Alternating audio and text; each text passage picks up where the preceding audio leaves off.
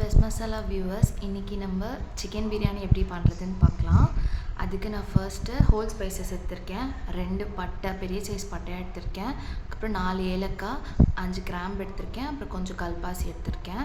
அப்புறம் ஒரு அன்னாசிப்பூ எடுத்திருக்கேன். இப்போது இதுக்கு என்னென்ன தேவையான பொருள்னால் 5 வெங்காயம் எடுத்திருக்கேன். அப்புறம் 4 தக்காளி, 4 பச்சை மிளகா, புதினா கொத்தமல்லி ஒரு கை இருக்க மாதிரி எடுத்திருக்கேன். அப்புறம் இஞ்சி பூண்டு பேஸ்ட் வந்து இந்த அளவுக்கு எடுத்துக்கோங்க. கொஞ்சம் நிறைய இஞ்சி பூண்டு பேஸ்ட் போட்டிங்கன்னா டேஸ்ட் நல்லாயிருக்கும். ஒரு ப்ரெஷர் குக்கரில் பண்ணுறது நம்ம எப்படின்னு பார்க்கலாம். ப்ரெஷர் குக்கரில் இவ்வளோ ஆயில் எடுத்திருக்கேன். இது நார்மல் சன்ஃப்ளவர் ஆயில் தான். நான் வந்து இது சிக்கன் 65 பொரிச்ச ஆயில் எடுத்திருக்கனால உங்களுக்கு கொஞ்சம் கலராக தெரியுது. இந்த ஹோல் ஸ்பைசஸை இதில் நான் போட்டுக்கிறேன்.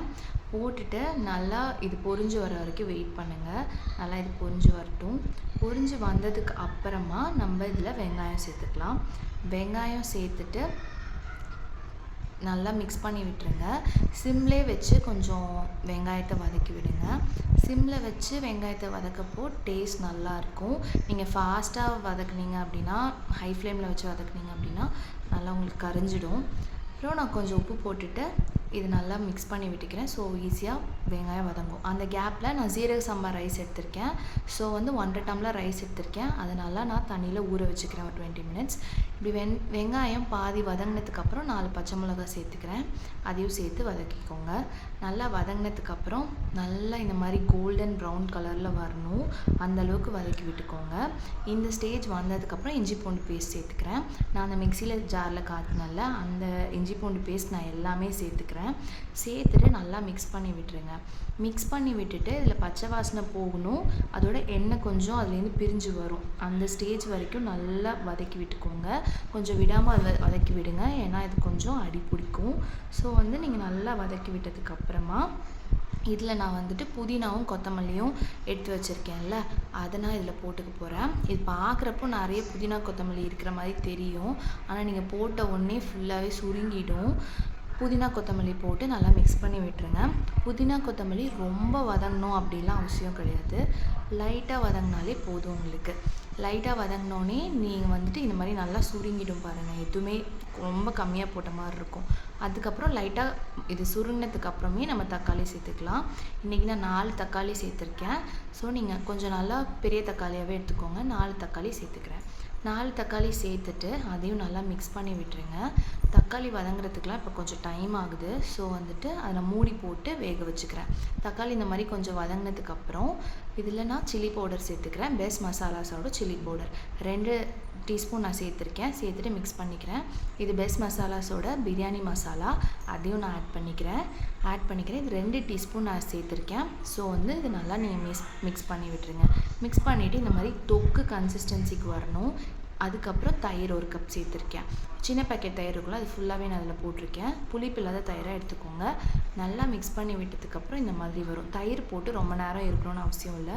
தயிர் போட்டு நல்லா மிக்ஸ் பண்ணி விட்ட உடனே நம்ம சிக்கன் எடுத்துக்கலாம். நான் 1/2 kg சிக்கன் எடுத்திருக்கேன். 1/2 kg ரைஸ் எடுத்திருக்கேன். ரெண்டுமே நான் ஈக்குவல் குவான்டிட்டியில் எடுத்திருக்கேன். இன்றைக்கி நான் சிக்கன் போட்டுட்டு நல்லா இதை மிக்ஸ் பண்ணி விட்டுறேன். மிக்ஸ் பண்ணி விட்டுட்டு நீங்கள் தண்ணி எதுவுமே சேர்க்க வேணாம். இதை அப்படியே கொஞ்சம் மூடி போட்டு மட்டும் வச்சுருங்க ஒரு 10 மினிட்ஸ்க்கு. ப்ரெஷர் குக்கரோட மூடி விசில் போடாமல் வச்சுருங்க. வச்சதுக்கப்புறம் அதுவே சிக்கன்லேருந்து தண்ணி விடும். கொஞ்சமாக தண்ணி விடும். அதனால் கலந்து விட்டுட்டே இருக்குங்க. சிக்கன் பிரியாணி அப்படிங்கிறப்போ நம்ம ரைஸ் வந்து தண்ணி கொஞ்சம் கம்மியாகவே நான் வைப்பேன். ஏன்னா எனக்கு ரைஸ் குழையிற மாதிரி இருக்கும். ஸோ ஏன்னா சிக்கன்லேருந்தும் தண்ணி வரும்ல, அதனால் இன்றைக்கி 1.5 கப் ரைஸ் எடுத்திருக்கேன். ஸோ அதுக்கேற்ற மாதிரி தண்ணி வந்து நான் எப்படி எடுத்துக்கேன்னா 1க்கு 1.25 எடுத்திருக்கேன். சிக்கன் பிரியாணிங்கிறனால 1க்கு 1.25 எடுத்துகிட்டு ஸோ அந்த தண்ணியை ஊற்றிக்கிறேன். தண்ணி நல்லா கொதிச்சதுக்கப்புறம் இதில் லெமன் புழிஞ்சு விட்டுறேன். ஒரு லெமன் புழிஞ்சிருக்கேன். இந்த ஸ்டேஜில் திரும்பியும் நான் 1 டீஸ்பூன் பிரியாணி மசாலா சேர்த்துருக்கேன். ஏன்னா கொஞ்சம் ஃப்ளேவர் நல்லா வரும் அப்படிங்கிறதுக்காக. தண்ணி நல்லா கொதிச்சதுக்கப்புறம் நம்ம ஊற வச்சுருந்தோம்ல ரைஸ், அந்த தண்ணியை நல்லா வடிகட்டிட்டு தண்ணி இல்லாமல் வெறும் ரைஸை மட்டும் நான் எடுத்து போட்டுக்கிறேன்.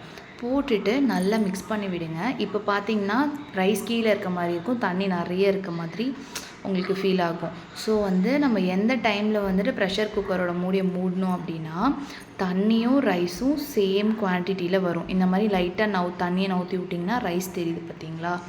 இந்த ஸ்டேஜ் வரைக்கும் நம்ம அப்படியே வச்சுக்கலாம். ஸோ இப்போ நான் வந்து ப்ரெஷர் குக்கரோட மூடியை போட்டுடுறேன்.